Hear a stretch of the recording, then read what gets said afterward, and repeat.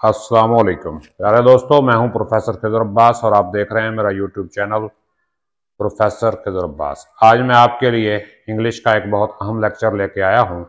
इसका मतलब है टू हैव। टू हैव का मतलब क्या है? मिल्कियत को जाहिर करना। जब हम किसी की पोजेशन को जाहिर करते हैं, किसी की मिल्कियत को जाहिर करते हैं, तो उसके लिए हम हैज, हैव, हैड वगैरह इस्तेमाल करते हैं। तो इसका जो मेन वर्ब है उसको कहते हैं टू हैव। और टू हैव जो है ये हेल्पिंग वर्ब भी है और मेन वर्ब के तौर पे भी ये इस्तेमाल होता है। तो दोनों तरह से इसके फिक्रात बनते हैं। तो मिल्कियत तीन टाइप की होती है, प्रेजेंट में होती है, पास्ट में होती है और फ्यूचर में होती है। अगर तो मिल्कियत प्रेजेंट में है उसके लिए हम इस्तेमाल करते हैं हैज या हैव। ही, शी, इट और वाहिद नाम के साथ हम हैज लगाते हैं। यू, वी, दे और आई के साथ हम हैव लगाते हैं। इसकी एग्जांपल देखें। मसलन मैं कहूं आई हैव ए कार, मेरे पास एक कार है या मैं एक कार रखता हूं। आई हैव मैनी फ्रेंड्स, मेरे बहुत से दोस्त हैं। आई हैव अ हाउस, मेरा एक घर है। He has some good books, उसके पास कुछ अच्छी किताबें हैं। शी हैज कर्ली हेयर, उसके घुंघरियाले बाल हैं। तो ये हम हैज और हैव का इस्तेमाल कर रहे हैं। अभी ये अगर नेगेटिव में चला जाए, मनफी में चला जाए, तो इसके आगे कितने तरीके हैं। हैव, हैव के बाद नॉट या नो लगाएंगे। नॉट और नो के इस्तेमाल में थोड़ा सा फर्क है। मसलन मैं कहूं आई हैव नॉट 4 बुक्स, मेरे पास 4 किताबें नहीं हैं, तो ये नॉट का इस्तेमाल है। और अगर मैं कहूं आई हैव नो बुक, मेरे पास कोई किताब नहीं है, तो नॉट जो है ये पार्शियल या जुजवी नेगेटिव है, यानी 4 का तो इनकार है, 4 नहीं है। हो सकता है 3 हो सकता है 2 हो सकता है 1 हो सकता है कोई भी ना हो, लेकिन 4 नहीं है। लेकिन जब हम कहेंगे आई हैव नो बुक, इसका मतलब है किताब है ही नहीं सिरे से। तो और दूसरा इसका तरीका है डू नॉट हैव या डज नॉट हैव लगाया जाएगा। ही डजंट हैव 4 बुक्स, उसके पास 4 किताबें नहीं हैं। आई डोंट हैव 4 बुक्स, यानी जहां पे हैज है उसको आप क्या कर लेंगे, डजंट लगा लेंगे, और जहां पे हैव है वहां पे आप डू नॉट लगाएंगे और उसके बाद हैव जो है बदस्तूर रहेगा। तो ये आप ज़हन में रख लें, इसका नेगेटिव बनेगा। अब हम पास्ट की तरफ आते हैं। पास्ट में सबके साथ हम लगाते हैं हैड। पास्ट में सबके साथ हम हैड लगाते हैं। जैसे he had a good book, उसके पास एक अच्छी किताब थी। ही हैड मैनी फ्रेंड्स, उसके बहुत से दोस्त थे। शी हैड कर्ली हेयर, उसके घुंघरियाले बाल थे। तो ये हम हैड लगाएंगे सबके साथ इन पास्ट। और नेगेटिव में इसका भी वही फार्मूला है, नॉट या नो।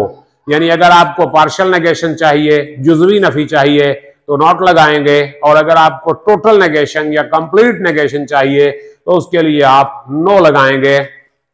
जैसे शी हैड नॉट 4 फ्रेंड्स, उसके 4 दोस्त नहीं थे। 3 हो सकते हैं, 2 हो सकते हैं, 1 हो सकता है, कोई भी नहीं हो सकता।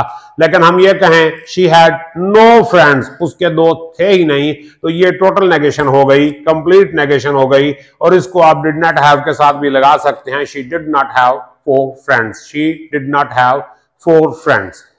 और या फिर नो वाला फार्मूला है तो यह she didn't have any friend, उसका कोई दोस्त नहीं था, तो उसके बाद एनी लग जाएगा। नॉट के बाद एनी लगा के भी नो वाला फार्मूला लग सकता है। जैसे I have no book, I have not any book, I don't have any book. इन तीनों फिक्रों का सेंस जो है सेम है।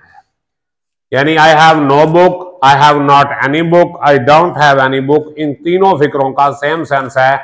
इसमें हैव को हैड कर दें तो ये पास में चला जाएगा। इसी तरह अगर हम मिल्कियत को फ्यूचर में लेके जाना चाहें, इन फ्यूचर, तो हम लगाएंगे विल हैव और shall have. Will have I और वी के अलावा जितने भी सब्जेक्ट्स हैं उनके साथ हम विल हैव लगाएंगे, और बाकी जितने सब्जेक्ट आई और वी के साथ हम शैल लगाएंगे। तो शैल हैव और विल हैव, जैसे I shall have a new car, मैं एक नई कार लूंगा, अभी मैंने ली नहीं, लूंगा। I shall have a new car. He will have a beautiful wife, she will have a handsome husband, उसे एक खूबसूरत शौहर मिलेगा। तो ये इन फ्यूचर किसी चीज के होने के बारे में जिक्र करेगा। और इसको नेगेटिव करेंगे तो विल नॉट हैव और शैल नॉट हैव इसमें लगेगा। जैसे I shall not have a beautiful car, मैं खूबसूरत कार नहीं लूंगा। He will not have a new house, उसका एक नया घर नहीं होगा। और ये नो अगर लगाना चाहेंगे, यानी नॉट जो है विल और शैल के फौरन बाद लगेगा, और अगर इसमें हम नो लगाएंगे तो फिर नो कहां लगेगा, विल हैव नो और shall have no. He will have no friend, उसका कोई दोस्त नहीं होगा। और she will have no hair, उसका कोई बाल नहीं होगा, बाल ही खत्म हो जाएंगे उसके। ये इस तरह चलेगा। और इसका अगर हमने इंटरोगेटिव बनाना है, सवालिया बनाना है, तो हेल्पिंग वर्ब को हम सब्जेक्ट के शुरू में ले आएंगे। तो हेल्पिंग वर्ब क्या है, हैज, हैव, ये हेल्पिंग वर्ब हैं, इनको स्टार्ट में ले आएंगे। जैसे हम कहें have U a good book, क्या आपके पास अच्छी किताब है, have U a good book, तो ये क्वेश्चन बन जाएगा। और पास्ट में चले जाएं, या फिर यूं कर लें इसको, do you have a good book, क्या आपके पास एक अच्छी किताब है।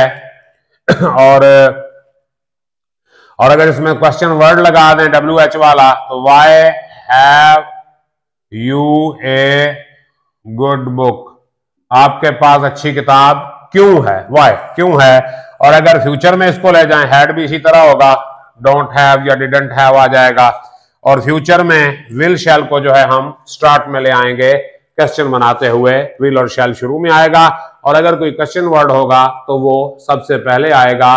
तो इंग्लिश सीखने के लिए मश्क जो है ये बहुत जरूरी है। जितनी आप मश्क करेंगे उतना ही काम बेहतर रहेगा। उम्मीद है आपको हैव, हैव, हैड के इस्तेमाल की समझ आ गई होगी। अगर आपका कोई सवाल है तो कमेंट सेक्शन में सवाल करें, मैं इसका जवाब दूंगा। अपना ख्याल रखिएगा। अल्लाह हाफिज।